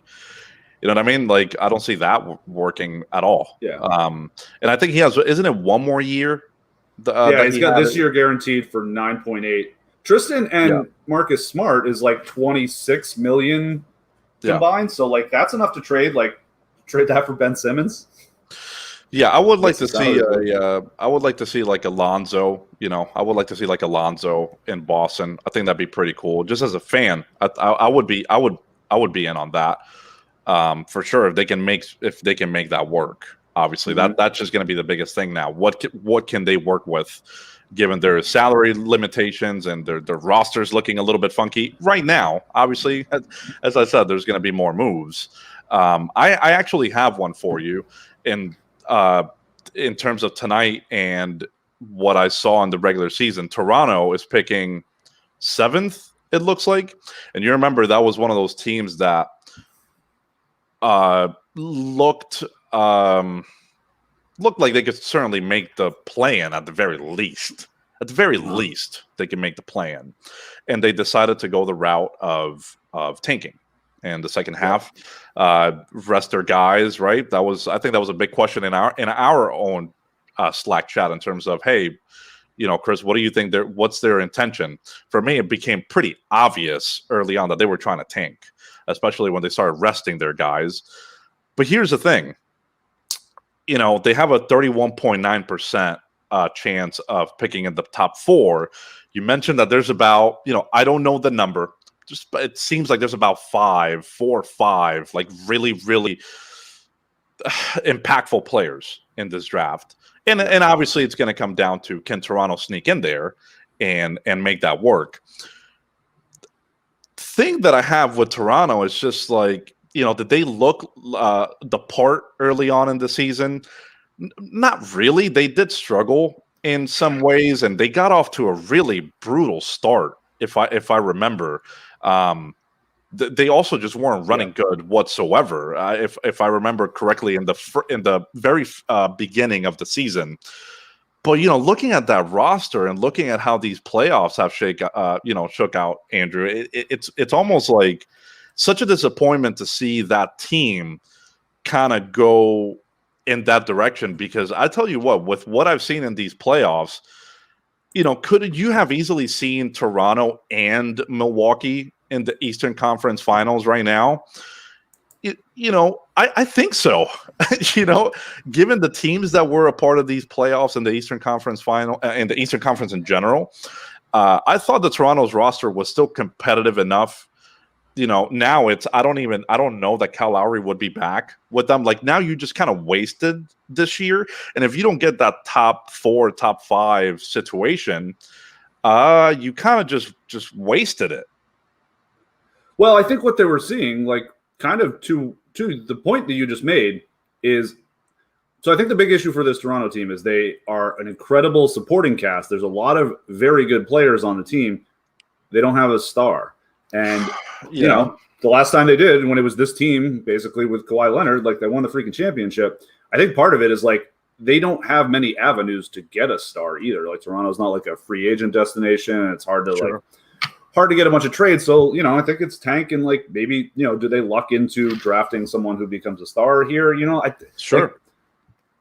I don't know. Like Pascal Siakam is like 28. So like they're not like as young as you think. Like the timeline is a little bit difficult. And like, whichever one of these stars they draft is probably not going to be any good this upcoming year. But if they have a guy that's really good in 2 years, like can that timeline still work? I think so. But yeah, Toronto's just they're a piece short, and it's the hardest piece to get. Understandably so. Siakam was also on age 26 this year, so he's going to turn 27. Didn't really take steps forward though. You would agree with that. Right. Just didn't take any step forward on any side of the ball, and didn't really look like a primary guy, right? Didn't look like a Kawhi whatsoever. To your point of they were probably just like a star short. But man, I thought that team, even as constructed, was still good enough to make the playoffs and make some noise in these playoffs. I'm not saying beating Milwaukee in the Eastern Conference. So then, if you're not really in it to win the title, right? Then what is it for? I just thought they were good enough to make some noise, and seeing them tank with that roster was was pretty brutal. To be honest, I wasn't as outspoken in the season because we were just dealing with what we had to deal with at the time. But I thought them doing that was obviously pretty telling of what their intentions were. And I was also pretty disappointed that they chose that route because I thought they were professional enough to easily make the play-in. I mean, the Wizards, Indiana was horrible towards the end. Horrible. And injuries did play a part on that. But they were horrible. Charlotte made it, in that situation. Like Toronto could have easily squeaked in. And I was disappointed to kind of see them tank. And if they don't get the top 5, then it really was all for nothing. Yeah, I suppose that's true. But you got to make some. You got to try. I guess. Like I don't really blame them. Because like what did Washington and Indiana and Charlotte get out of this season? Sure. Their teeth kicked in early. So same with the Celtics. Like I was hoping they were going to lose those. They had a chance to straight miss the playoffs, to miss the playoffs too because they were the 7 seed and could have lost either game but didn't. I was kind of hoping they'd get into the lottery. Yeah, no, I agree. It's right, especially when Brown went down. Actually, forget about Brown going down. We kind of just saw it early on that I was like, oh yeah, these dudes. Yeah, no, this is not going to be the year. The Charlotte thing, I sort of disagree because I thought it was good to have LaMelo around in the type of playoff environment. Getting the playoff experience, even though they essentially didn't make it, right? They essentially didn't make it because they made it to the play-in, but not to the actual playoffs.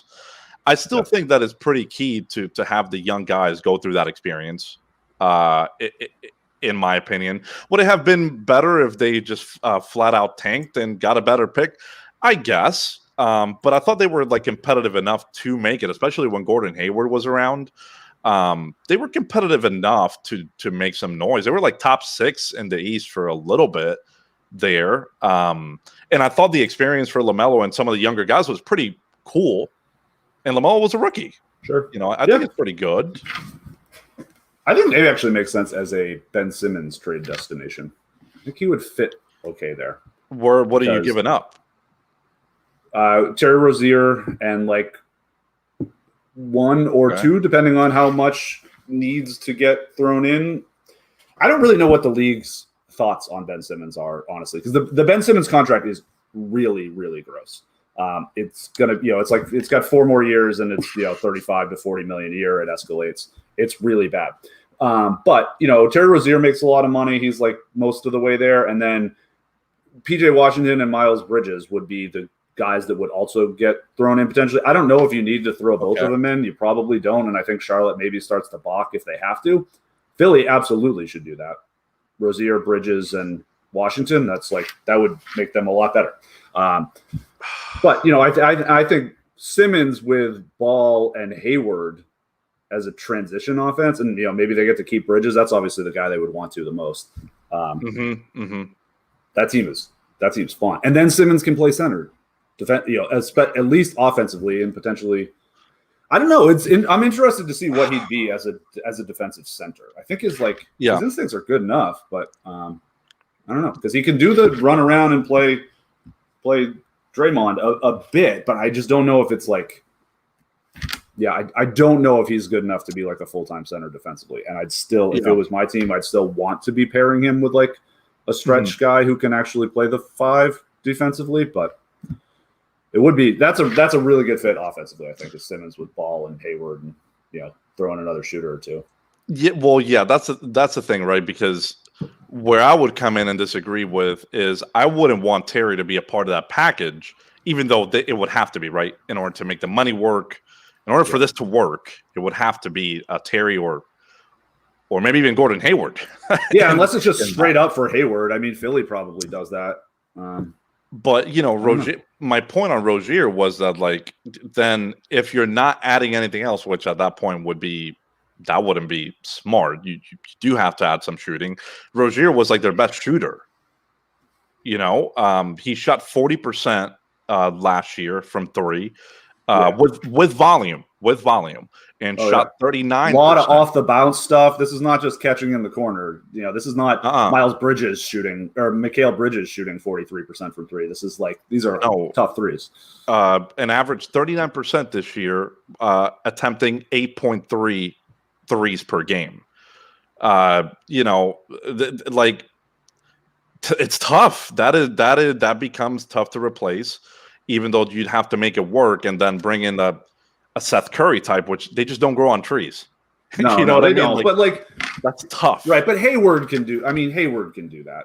So and Ball is shown some nascent ability to shoot. If he gets better, I think that makes sense because basically the reason I think that makes sense is because they are a team that has a pretty decent offense without a center, and they need a center offensively. And I think that's what Ben Simmons needs to be, is to play center offensively. And I think he'd be a really cool fit with all that passing around him. Yeah, I agree. That team would be fun. I agree, as long as you have a someone else shooting outside of Hayward. I would sign off on that fit. I don't like the fit if it's just going to be, you know what I mean? Like Hayward, Ball, Simmons. Would PJ Washington be in that mix, or would he be out of He'd probably be gone. Maybe you can keep Miles Bridges. So okay, he's fine. But Simmons and Devontae Graham. Oh, Devontae Graham is listen, it's not good. It's not good. It's not efficient. I mean, we've seen multiple years of this. I certainly don't like it as much as I like Rozier. I would like that fit. I hear where you're coming from. I'm saying I would like that fit way better if there were more shooters surrounding it. I don't think LaMelo is going to have a Rozier 3-point shooting season potentially ever. I don't think that's in the works. He's not that guy. He's just not that guy. Yeah, I mean, they'd really want to keep Bridges, who shot 40% from three, 42% from the corner. He shot 40% from three, but less than half of his threes were from the corner. Miles Bridges was shooting from all over. That's pretty cool. Yeah. You'd really want to keep him if you were Charlotte. I think that would be the major sticking point is when do we break here? But I don't know. It's a thought. Is there a better fit realistically? Is there a better fit than Simmons going to Portland? And I don't know if this would happen, right? But say that Philly and Portland made that trade, and CJ went to Philadelphia, and Simmons went to Portland, because I don't think CJ is a good fit in Portland either. Right. But I do think that Simmons in Portland would actually be quite fun. I think that would actually be quite fun. I don't. He helps them. The defense would be. They could be that would be a good defense. You can't play Simmons with Nurkic. But I wouldn't have Nurkic in that scenario. I would not have Nurkic in that scenario because Nurk is a free agent this season. So we could potentially be.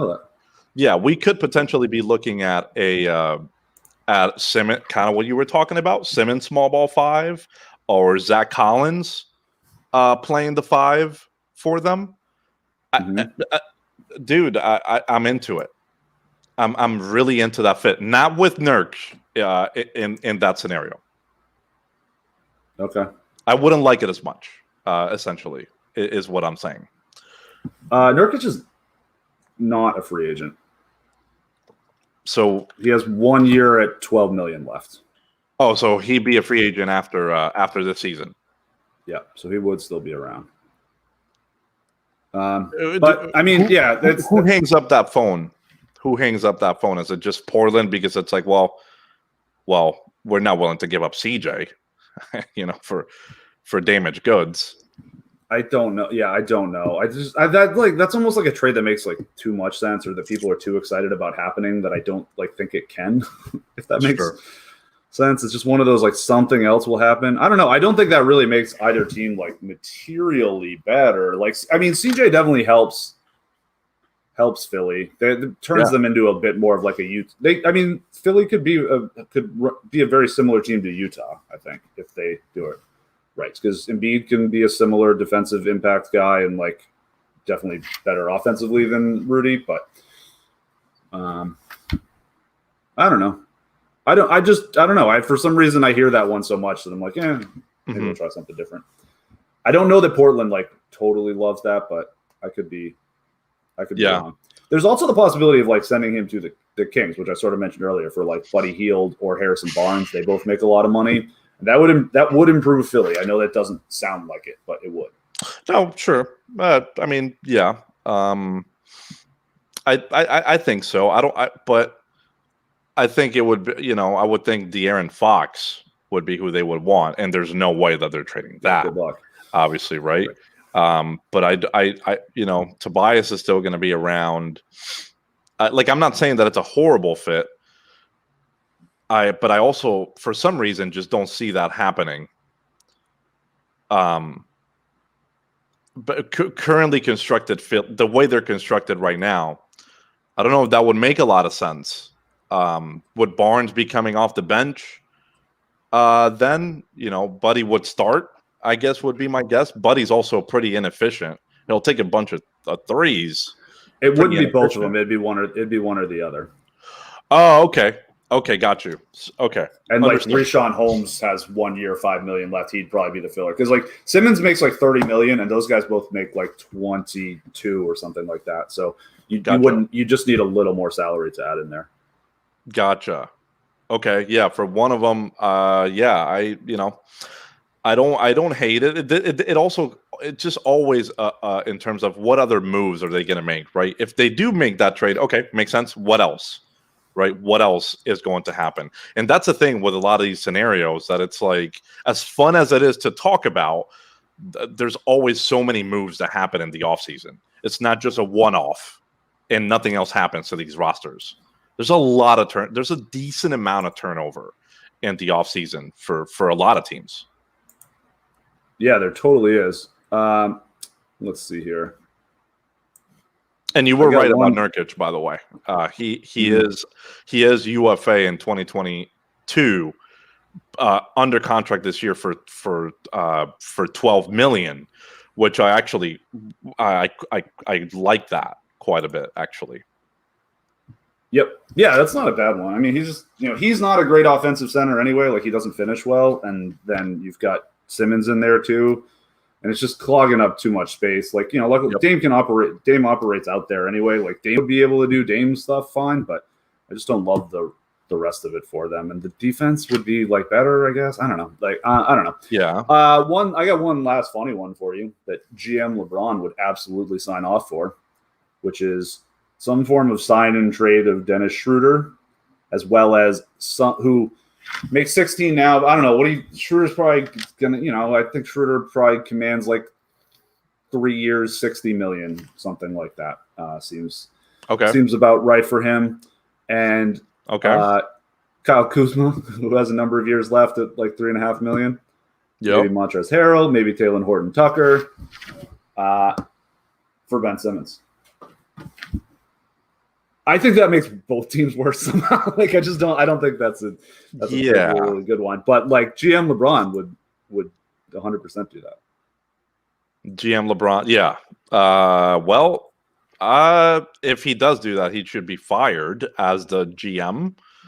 I would venture to say do that. I don't think you can do that. I think the Lakers need scoring. I don't necessarily think they need that playmaking in terms of what Ben Simmons brings to the table. I'm not saying that they can't use him defensively because you certainly can. But the fit seems really just bad. Seems like a bad fit. Another non-shooter that needs the ball in his hands. Yeah, I would not like that whatsoever for the Lakers there. I definitely do think that CJ McCollum needs to be moved from Portland. As my last thing. It's one of those things that, like, how many times do you need to see it? Do you know what I mean? How many times do you need to see it to make a change? I mean, I feel like I've been talking about Portland in the second, third round of the playoffs for the last like 10 years of my life. You know, what else do we need to see? And you know what's funny? It's nothing against CJ because I really like CJ. I really like CJ a lot offensively. I think he's awesome. But also the way Portland constructs their teams, like this year, it was Dame, CJ, and Norm Powell. You know, like, what is that? You know, what the hell is that? And how is that going to work in the playoffs? I mean, they lost to Denver in the first round. You know, like this isn't going to work anymore. They should certainly make a change. And I bet you CJ is going to become if not a number one, he'll be a 1B on another good team. Right? I mean, I think offensively he's awesome. I think it's also time to move on. I see. Yeah, they just don't. They don't work together. You can't have two guards that small together. Like Atlanta, you know, it's like with Atlanta. Like, it's cool to have Lou Williams out there, and they actually, it's hilariously, they played like 12 or 14 minutes together. But like the Trae Young and Lou Williams together lineups, like you can't really do that. You can't have two guards that small out there. You can hide one. You can't hide two. The other problem for Portland, Dame Lillard's Supermax kicks in now. He had previously not been on it. So this upcoming season, 44 million, then 47 million, then 51 million, then 54 million. Damian Lillard. Very expensive. I don't know. The serving of the cheddar. The serving. Mm-hmm. The serving. They're kind of screwed. I'm not sure. I don't know what you do. Like, Damian Lillard's too good to make you like bad enough to get like a really good pick. And you know, they're just going to be. I just think this is who they are. I don't know how much you can do to change it. They also gave away like a bunch of first round picks for like Robert Covington, who barely moved the needle. That is tough. That is player. Tough. Robert Covington would be awesome on the Clippers. Sure. They could use him more because they have all these pretty good like one-on-one guys that could use some more help defense, and the Trailblazers have the other problem. Like, Covington's not a very good one-on-one guy, but he's a very good help defender. Especially like the Clippers, when you're switching everything. That's the other part of this too, is Covington just in general is not as good in a non-switching team for a non-switching team, because when you switch everything, it's usually a lot of playing small, and you need to come to help. You know, like, you don't have a center, so there's guys that you need to fly in from the outside, and that's not what the Blazers do at all. They've got like a center parked at the rim. So Covington just doesn't really that team scheme doesn't help what he's good at defensively at all. So it just doesn't. I don't know. They're a mess. What are you going to do? They're probably just going to waste Damian Lillard's prime. What is he, like 30? Is 30, 31 now? Probably older. He's born. He turns 31 on July 15th. Oh, speaking of Supermaxes, these Celtics dodged a bullet. Did you see this? I just came across it the other day and had not realized it. Tatum didn't make All NBA, so he can't get the Supermax. He's only capable of getting the 25% max. So they're saving it's like $4 million a year or something from what his starting salary would have been. They definitely dodged a bullet, because he could have easily made all team NBA easily. Yeah, very easily. Yeah. Okay. Yeah. I mean, but Randall balled out, and the team did better in the regular season in terms of record. It makes some sense. Yeah, I mean, I'm fine with Randall's fine. I feel like he had a really good season, but it's kind of funny to think of like Julius Randle versus Jason Tatum as far as like, would you rather have like? Yes. Yeah, I feel like there were some that I was like, Tatum definitely I feel like could have made it. I don't know if it was Randall, but there were some that I was like, yeah, I could see Tatum making this. Then Booker, someone else got snubbed. There was another snub that I was like, yeah, that one doesn't feel great. But that's going to be the case. It feels like every year someone's going to get snubbed. Someone's not going to make it to the All-Star game. You know what I mean? Like it feels like it always happens. Yeah, but that is a big bullet that they are dodging. That helps. I mean, it helps a little bit at least, given their salary cap situation, which without Kemba now, it feels like okay, maybe we can get under this a little bit in at least a couple of years. Totally. Yeah, Booker didn't make it. Trae Young didn't make it. Jason Tatum didn't make it. Some of those are kind of silly. I don't know, but it's hard to like. It's also hard to like talk these guys off. It's like, should Trae Young have made it over Bradley Beal? Yeah, probably. But like, is that crazy to not have? No, it's not that. No. Beal was like second in scoring. It would have been first if he didn't get hurt. I believe. Like I know Curry went nuts, but Beal was there the whole time. Like, I don't think that's that bad. I really don't think that's that bad. Yeah. No, it's fine. Whatever. I mean, Julius Randle is kind of the one that stands out because he's on the second team, and it's like, who? And LeBron is also on the second team. So we had two forwards. That's kind of, like, should other guys have gotten some spots because of that? Probably, but it's fine. And Julius Randle was awesome this year. Good for him. Yeah. It's a regular season award. Is he won it? As a second team All NBA guy, does that say that he's? I remember this was. I remember Bill Simmons saying this once about during the DeRozan Kawhi trade, where he was talking about how good what the Spurs got back was. Like, I think they did as good as they can. DeRozan has made All NBA like a couple years in a row, so he's one of the 15 best players in the league. It's like, no, he's not. Like, so that's just kind of funny. Thinking of like, yeah, Randall's on second team All NBA. He's one of the top 10 players. Like, he's absolutely not. But it's great that he got. That award because he did have an awesome season. It's just the idea of like this is definitively the 15 best players in the league this season is just is not true. Well, DeRozan is a free agent this year. I don't send it back to Toronto. Toronto needs a star. They need a primary creator. Well, yeah, but I think the Lakers. It feels like that should get talked up a good bit. I'm saying it should get talked up. I'm not saying that I agree with it, but that ultimately, I don't know if that's. I don't know that that's the fit. I don't know that I like that fit wise. I don't like it, but I think something like that could certainly happen. I don't know. It's weird. I don't know how much DeRozan is going to command in the free agent market. I think that's going to be that's one of the more interesting ones for me. That I'm tracking, and but I certainly think that the Lakers might kick the tires on that, and I just don't think that that's what they need primarily, but it might end up being that way that he ends up on that team, and I don't love it. I certainly don't love it as a fit next to AD and LeBron. You would agree they need more. And they at least need maybe they need like one more guy. It doesn't have to be a superstar. They just need like one more guy.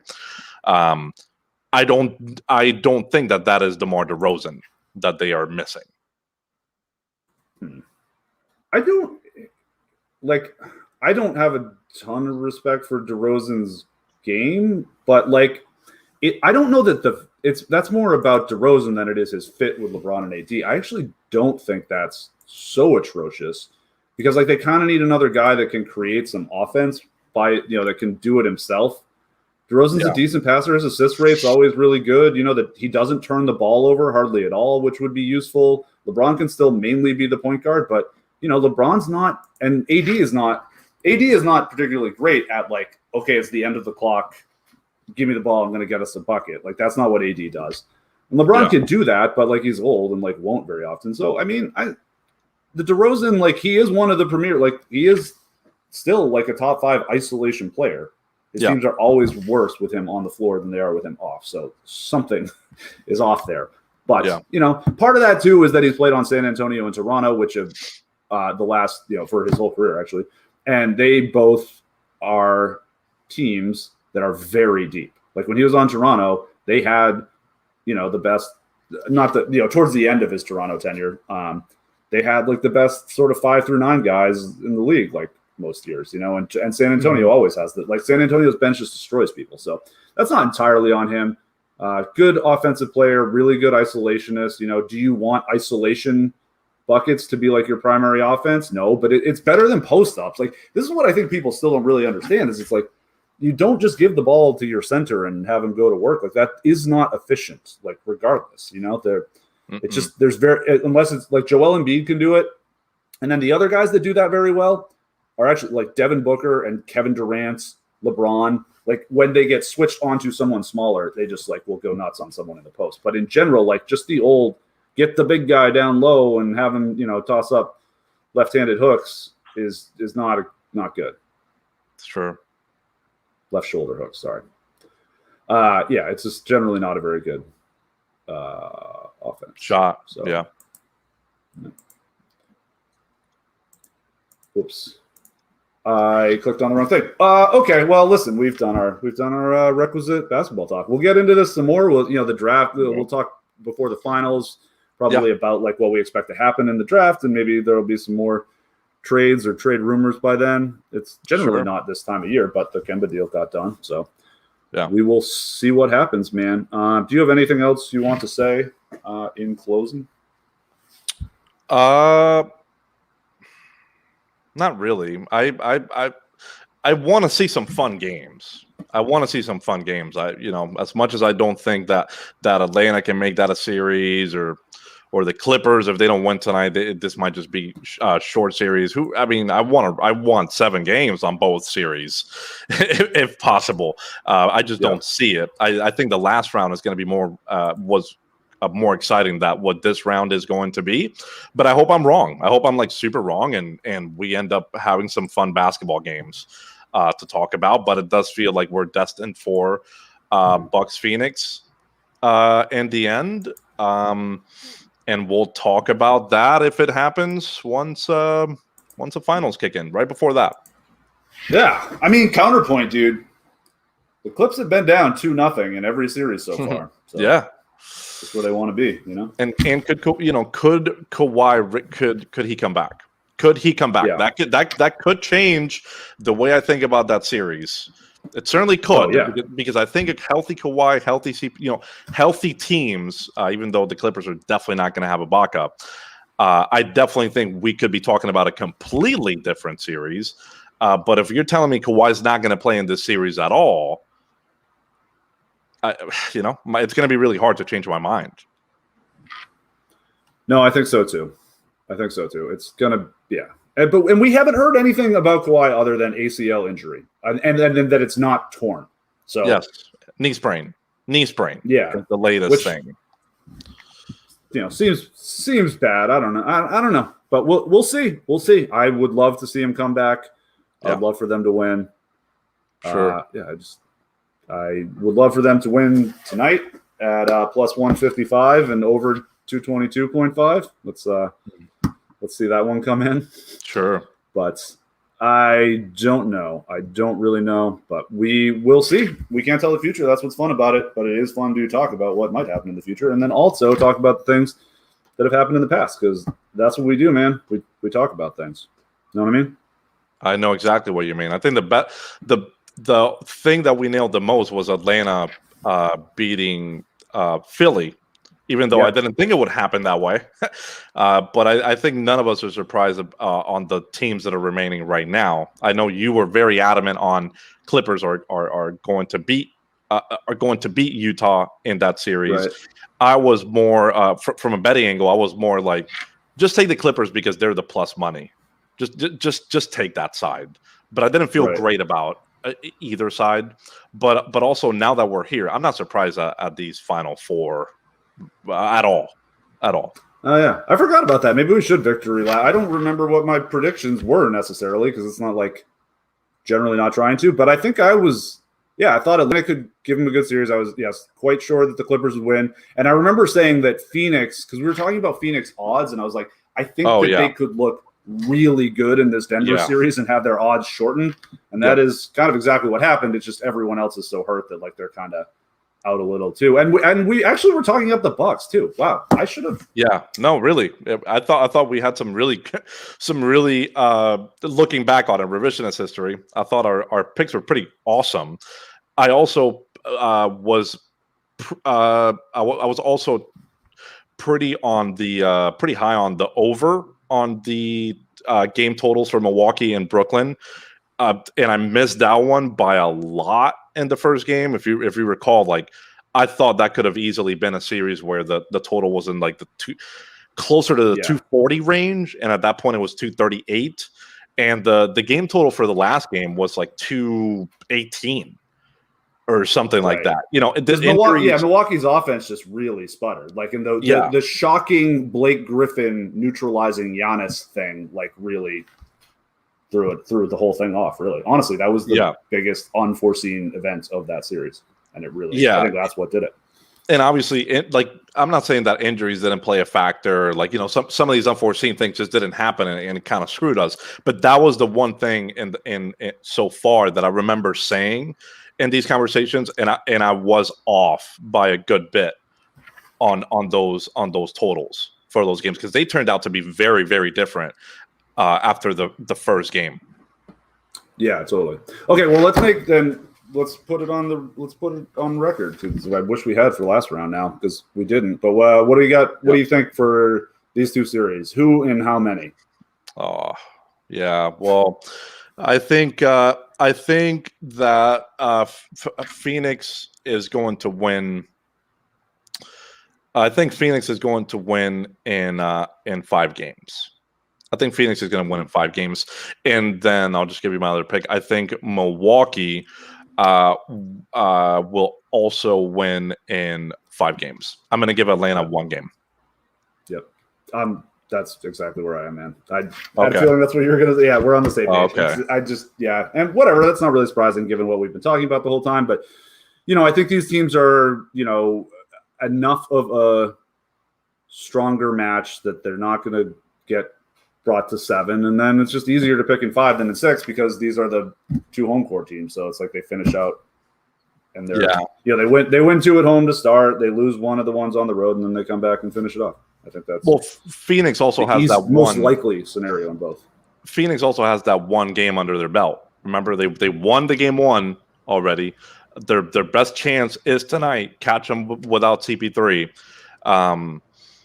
But the way that Phoenix has finished things off in the playoffs with these teams, it's been too impressive. You know, they didn't take the Lakers for granted.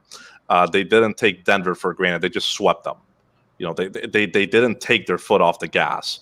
And so then with the Clippers, sans Kawhi, I just don't think that they're going to do that either.